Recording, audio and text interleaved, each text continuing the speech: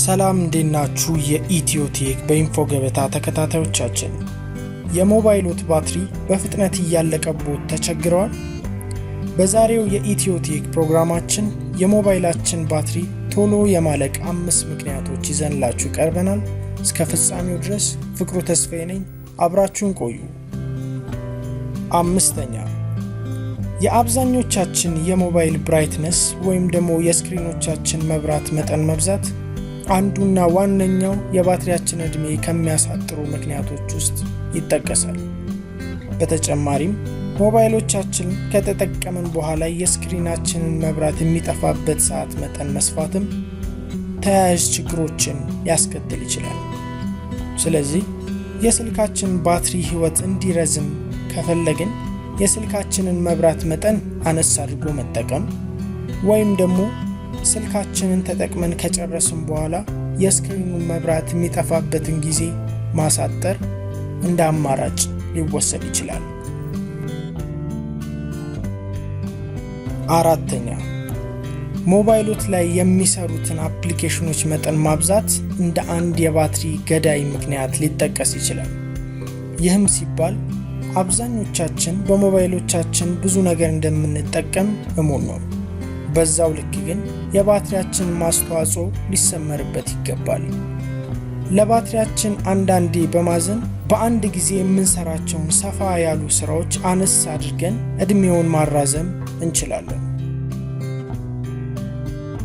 3ኛ የባትሪ ኃይል አሞላላችን ወይም ደግሞ ቻርጅ አደራረግ ግዴለሽነት ሌላው የባትሪን እድሜ ከሚያሳጥሩ ምክንያቶች ውስጥ አንዱና ዋነኛው ነው። አብዛኞቻችን ማለት በሚቻል ደረጃ ቻርጅ በምናደርግበት ጊዜ እስኪሞላ ወይም ደግሞ ቻርጅ አድርጎ እስኪጨርስ የመታገስ ባህል ያጥረናል። ይህ ትዕግስት ማጣት ግን ባትሪያችንን በከፍተኛ ሁኔታ ለጉዳት ያዳርገዋል። እንዲሁም ደግሞ ባትሪያችንን ከሞላ በኋላ ከሶኬት ላይ በጊዜው አለመንቀል በራሱ የባትሪውን እድሜ ይቀንሰዋል። ስለዚህ ባትሪያችን ቻርጅ አድርጎ እንደጨረሰ ወይም ደግሞ ቻርጅ ሳይሞላ አለመንቀል ሁለት የተሻሉ የባትሪያችንን እድሜ ከሚያስረዝሙ አማራጮች መካከል ናቸው። 2ኛ አብዛኞቻችን በሞባይል ስልኮቻችን ላይ የሚገኙትን ጌሞች ሰፋ ላለ ጊዜ የመጫወት ልማድ አለን። ይህ ልማድ ግን ለሞባይላችን እድሜ መቀነስ እንደ ዋነኛ ምክንያት ይጠቀሳል። በተለይም ትልልቅ መጠን ያላቸውን ጌሞች ሰፋ ላለ ጊዜ የመጫወት ባህላችን ከጊዜ ወደ ጊዜ እየጨመረ የመጣ ነው። የሞባይላችን ባትሪ ላይ የከፋ ተጽዕኖም እንደሚያሳድር በዛው መልክ መረዳት ይኖርብናል። ስለዚህ እነዚህን ሰፋ ያለ መጠን ያላቸውን ጌሞች የምንጫወትበትን ጊዜ መቀነስ ለሞባይላችን እድሜ መራዘም እንደ አንድ መፍትሄ ይሆናል።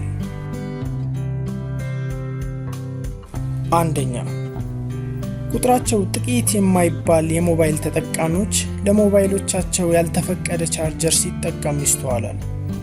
ይህ ግን የኃይል ክፍፍል ላይ ጫና በማሳደር ባትሪያችንን ማገልገል ከሚገባው እድሜ ሲቀንስበት ይስተዋላል። ሞባይሎቻችን ቻርጅ ለማድረግ በተፈቀደልንና በትክክለኛ ቻርጀር ብንጠቀም ደግሞ ሞባይሎቻችንን እድሜ ለማራዘም እንደ አንድ መንገድ ይወሰዳል የሚለው መፍትሄ ይሰመርበት እንላለን።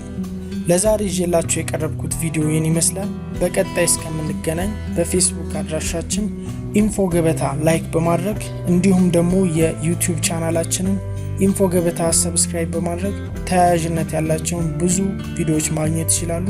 በቀጣይ እስከምንገናኝ ሰላም።